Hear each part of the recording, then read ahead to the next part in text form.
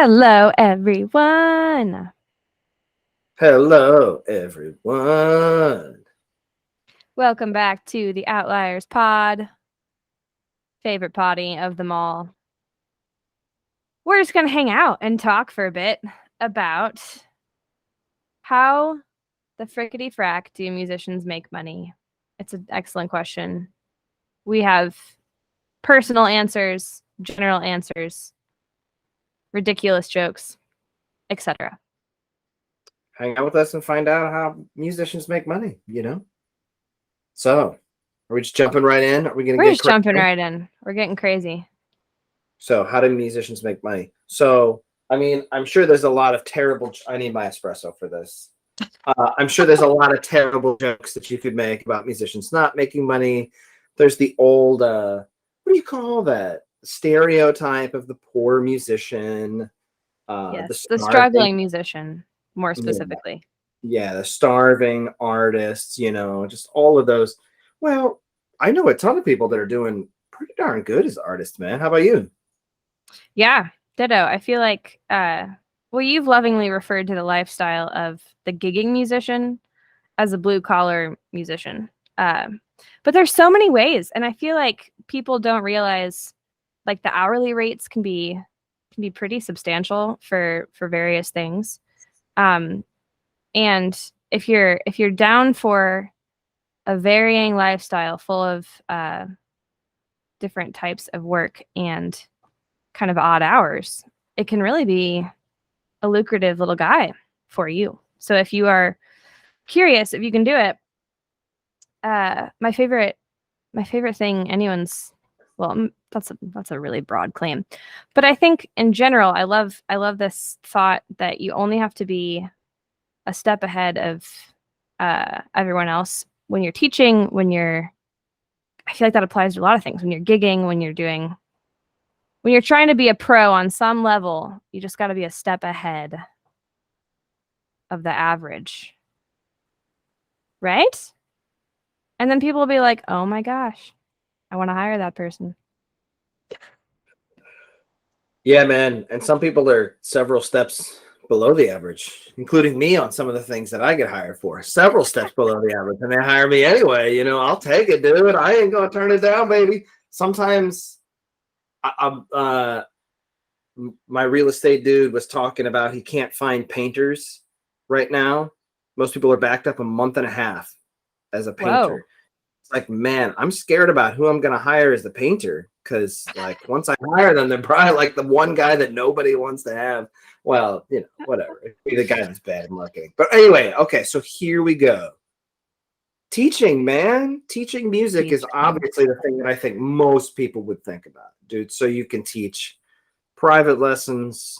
Certainly there's, like, the grade school, high school, collegiate teachers that we know and love, the Mr. Hollands, Opuses of the world, the choir teacher, Opulises, they're killing it. People have all kinds of crazy music courses that are more advanced, teaching, real specific stuff with gospel or jazz or any genre that people want to know about, or music business. So that's like a whole thing, right? Teaching. Yeah, it's a whole thing. And I think that, the obvious, like, if you want to go get certified to teach in a classroom, good old Hubs does that. That is, like, stereotypical teaching in that realm is a traditionally underpaid, great responsibility type of job. But there's also, you mentioned the private lesson thing. You teach private lessons. I teach private lessons. I teach online lessons. People don't realize, like, you can charge a nice hourly rate, and if you got a handful of students, there's like half of your mortgage. There's like all of your rent. There's like your groceries for the month. Like, it's a very lucrative little guy. And I think what holds people back from it is from the private teaching, that is, and releasing courses and things, is like lack of confidence. And it's sad because there's a lot of good people that should be teaching, but not all great performers great teachers and vice versa. So that's an interesting thing too. But if you feel like you're if you have any level of patience and any level of deeper understanding of music, and you're just a step ahead of your students, whatever age they are, you could teach privately. You could throw out some courses. You could scribe all that you know out onto a page and release a little Amazon book. Education, man. It's a great form of fadoots. Speaking of fadoots, I got a little pseudo stat here that I heard the other day. So that it was talking about different careers and people that are millionaires. So I think it was financial advisors are up there. There was another career that you'd expect. And then like third was teachers that end up being millionaires at some point. And that's because typically like either you got the summer off and those people will just hustle hard and will have something else going on, or because they, are just like careful about their retirement program, or because exactly what you're talking about, man, you can scale the heck out of, let's say private lessons are $60 an hour. Dude, if you can work and find people, and dude, there are sometimes people that are starving for lessons, depending on what area you're in. Dude, what do you got? Like 4 or 5 hours of teaching ends up being 5 days a week, ends up a ton of cake, bro. So much cake. So what's next? What would you say? The obvious, performing. Right, performing, right? That's the guy. So what kind of performing stuff is out there? Dude, people love the live music, yo. Whether it's solo piano at a restaurant or a private event, whether it's your band, your cover band playing on Friday, Saturday night, or any other night, or for private events with your cover band, you can do weddings and corporate events and friggin' non-profit events. Those are all killers. What else am I missing, dude? I mean, people love music at the weddings and the funerals, right? Yeah. I was gonna say there's a whole like the religious sect part of our society. Even if you're not religious, there's so much need for music, and music is of such high regard in that corner of the world. And typically those little churches, those little services pay a nice penny. And you learn a ton. Like a lot of them are running off the Nashville number system, and you got to be quick on your feet. So the skills are easily transferable, even if you're not into the Jesus music or whatever type of music. The skills will refine you for other types of gigs. I feel like this is another aside thing into this topic. Like the sliding scale of how much you can make, like the restaurant things, the like cover band things, the like club things, definitely lower paying. And then you kind of like let's talk about the sliding scale, because I feel like some people don't know. It's helpful. Bro, so there's gigs that pay an exposure, and those do not pay your bills. There's a lot of people that would like you to volunteer for causes and things. And every once in a while, I think that's a great thing for everybody to do. But generally speaking, free is not the best. There's some bars and coffee shops that are like for tips only. And then you get into like band gigs that are at places that don't really know what they're doing, and so they pay people $50. And then there's plenty of band gigs that are $150 to $200. And then you get into private events, and bro, if you're the one booking it and you're the one bringing the gear and blah blah blah, $1,500 to $2,000 per engagement for you is not that crazy. It's totally possible. And so yeah, it's all over the map, right? And so most people, because you're doing your own marketing, it's like you have your own business and you got to kind of have different stuff show up at different times. A lot of people are going to combine things. So combining teaching and performing is crazy, right? Because think about it. Most people want to be taught at a normal time when humans are awake. And most performing is at like odd times, like evenings on weekends or Sunday morning. And most people do not want to do their piano lesson at 8 o'clock Sunday morning, I found. So, dude, it's like a really interesting thing that you can, with the two of those together, you could scale something pretty interesting. Certainly. Yeah, again, if you're willing to keep odd hours, and it gets tough if you have the family vibes or you have a spouse that works traditional hours and you're gone all evening. But it can be a really good thing. It can also, like you said, you can scale it. If you have a day job and you're not willing to let that go, or you love your day job and you just want to, dabble into this musician lifestyle thing, you could totally make these things side hustles and do it twice a week, like 2 days a week, and make some significant bank for the savings account, the next big goal. So it's a cool thing being a musician, because you don't have to be full time to be a pro. You don't have to be like super educated. I think a lot of it you learn from the experience. As long as you have something unique and sellable to offer, got a little bit of knowledge there, you could totally take it to the next level. What else is there? I think there's also, beyond these two most obvious ones, there's creating for yourself, for other people. That's a bit harder. That takes a lot more hustle, work, admin type skills. It takes generating your own audience or getting some kind of marketing in where people are aware that you write for them. So, you got like the commercial songwriting, you got the producing for other people, you've got your own songwriting, putting your stuff out there. Much harder to break into, but a very lucrative way of making the fadoots. Yeah, the writing and arranging for people is crazy. And there's a huge sliding scale of things. Sometimes if you're on some gig, they need you to arrange for something, or you're in charge of a church band and you're arranging for something. Well, that's still creating, and it usually is a skill that's like really appreciated and will lock your job in. So there's arranging for that stuff.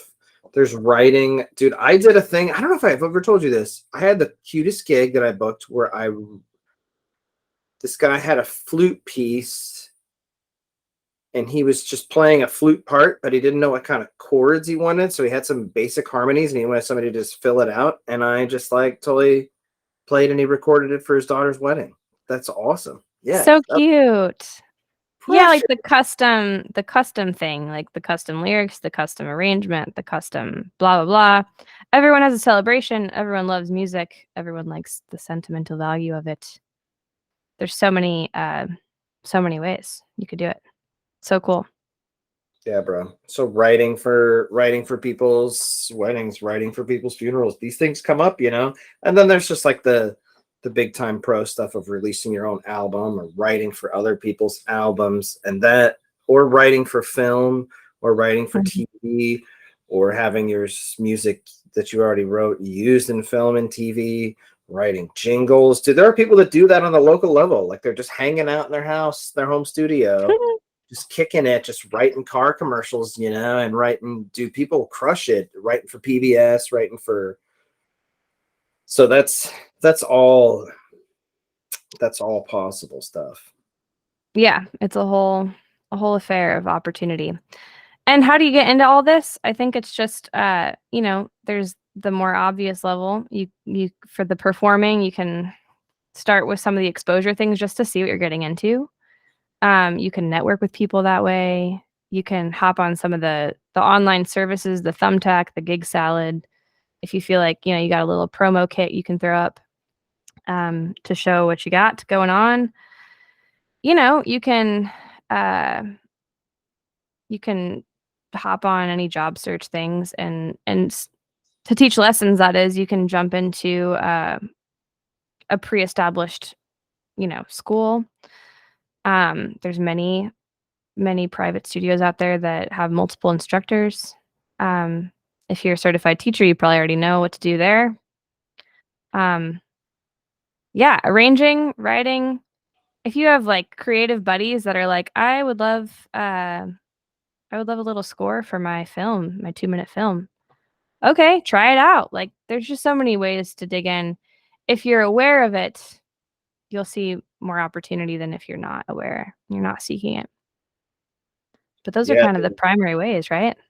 Yeah, and I'd throw in kind of the fourth, and this I mean, I guess this is a little redundant, but there's like the random stuff that comes up, man. There's some stuff that's so weird that you wouldn't even think about it as normal music performance. Or somebody called me to play for a kids game show. Oh, it's so cute. And they needed a live, they really wanted a live musician. So they not only needed somebody to play, but it's somebody to kind of arrange and improvise on the spot and random. Like there's that fourth category of just random stuff. And sometimes that stuff can be real lucrative and like really fun. So yeah, it's what Annalyse was saying, dude. Thumbtack. If you haven't run into that website, it's wonderful. Mm-hmm. We're not sponsored by Thumbtack yet. Thumbtack. Throw us some Fadoots, Thumbtack. That's a cool one. Gig Salad. The Bash. What's the big wedding one, dude? Oh, there's like Wedding Wire. There's a couple wedding ones. I don't even know.